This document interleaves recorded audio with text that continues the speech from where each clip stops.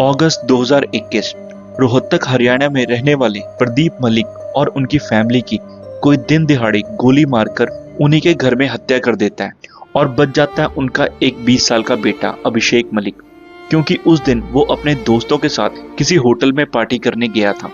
दोस्तों, जब इस वारदात की रियलिटी के ऊपर से पर्दा उठता है तो प्रदीप मलिक के रिश्तेदार, उनके पड़ोसी और यहाँ तक कि पुलिस के पैरों के नीचे से जमीन निकल जाती है और यकीन मानिए आपके पैरों के नीचे से भी निकल जाएगी। सो चलिए आज के इस एपिसोड को स्टार्ट करते हैं। दोस्तों, प्रदीप मलिक एक प्रॉपर्टी डीलर थे जो कि रोहतक हरियाणा में अपनी फैमिली के साथ रहते थे।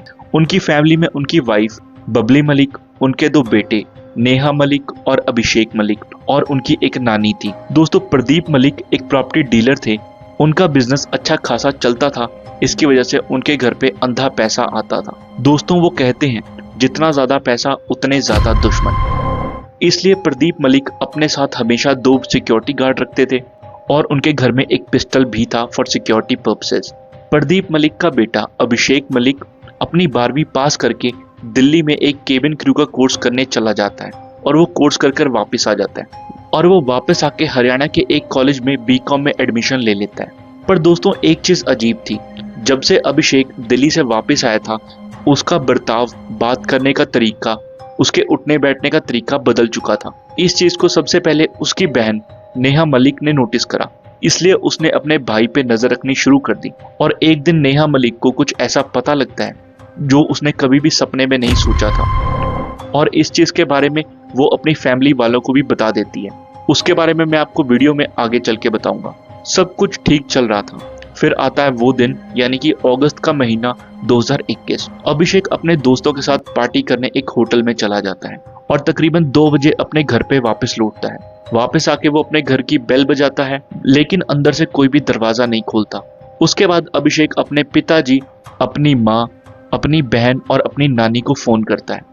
कोई भी उसके फोन का कोई जवाब नहीं देता। इस बात से अभिषेक थोड़ा घबराने लगता है। उसके बाद वो अपने मामा जी को कॉल करता है जो कि उसके घर के पास में रहते थे। तो मामा जी भी घर पर आ जाते हैं और इतने में मोहल्ले की भीड़ भी इकट्ठा हो जाती है। तो उसके बाद अभिषेक के घर का दरवाजा तोड़ा जाता है और अभिषेक घर में एंटर करता है और वो एंटर करते ही जोर से चीखने लगता है और रोने लगता है, क्योंकि वही ग्राउंड फ्लोर पे उसके पिताजी प्रदीप मलिक जमीन पर लेटे हुए थे और उनके आसपास बहुत सारा खून था और ऐसे लग रहा था कि किसी ने उनके सर में गोली मारी हो, जिसकी वजह से उनकी मौत हो चुकी थी। अभिषेक फर्स्ट फ्लोर पे जाता है और अपनी बहन के कमरे में एंटर करता है तो उसकी बहन का भी वही हाल था। इसके बाद वो अपने कमरे में जाके देखता है उसकी नानी और उसकी माँ भी उसी कंडीशन में कमरे में थे और हर एक कमरा खून से लहूलुहान था।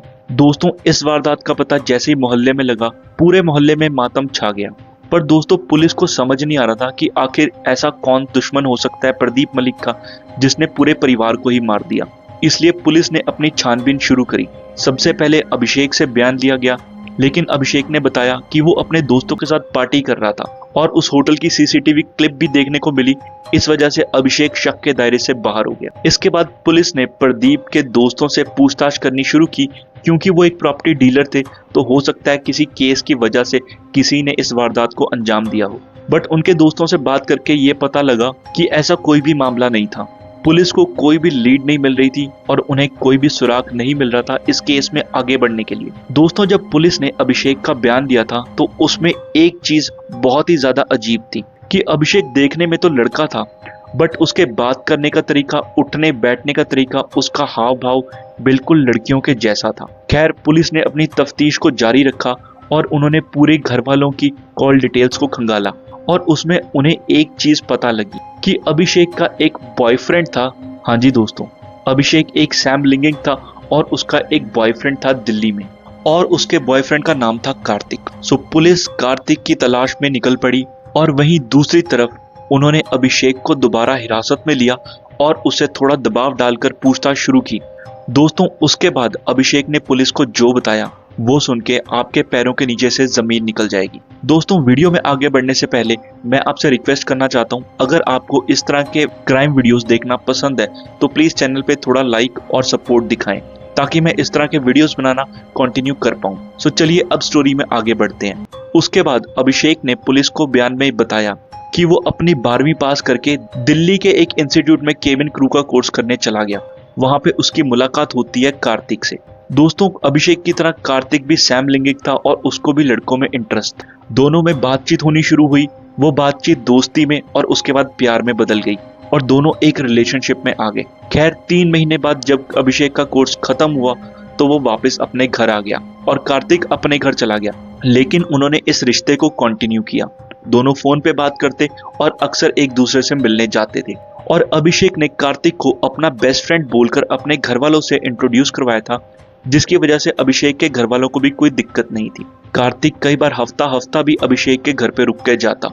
लेकिन जैसा कि मैंने आपको बताया कि नेहा को अपने भाई पे शक हो गया था, इसलिए नेहा ने अभिषेक पे नजर रखनी शुरू करी। एक दिन नेहा अपने भाई अभिषेक और कार्तिक को फिजिकल रिलेशनशिप बनाते हुए देख लेती है, जिसके बारे में वो फैमिली को भी बताती है।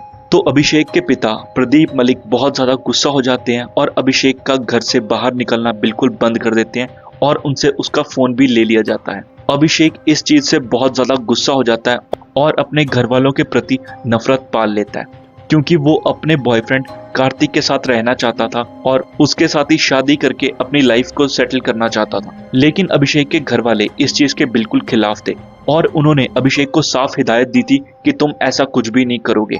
लेकिन अभिषेक कहाँ मानने वाला था, तो उसने वो प्लान बनाया जिसकी उम्मीद किसी को भी नहीं थी। दरअसल अभिषेक के घर में एक पिस्टल पड़ा हुआ रहता था फॉर सिक्योरिटी पर्पसेस। तो अभिषेक ने चुपके से अपने पिताजी का वो पिस्टल निकाल लिया और वो चुपके से अपनी बहन के कमरे में चला गया और उसने टीवी के वॉल्यूम को तेज कर लिया और अपनी बहन के पास बैठ गया। इससे पहले नेहा कुछ समझ पाती, अभिषेक ने पिस्टल निकाल के उसके सर में एक गोली मार दी। उसके बाद अभिषेक नानी को अपने कमरे में लेकर गया कि मैं आपको कोई चीज दिखाना चाहता हूँ, और उसने अपनी मम्मी को भी ये बोल दिया कि नानी मेरे कमरे में है तो आप भी खाना लेकर वहीं आ जाइए।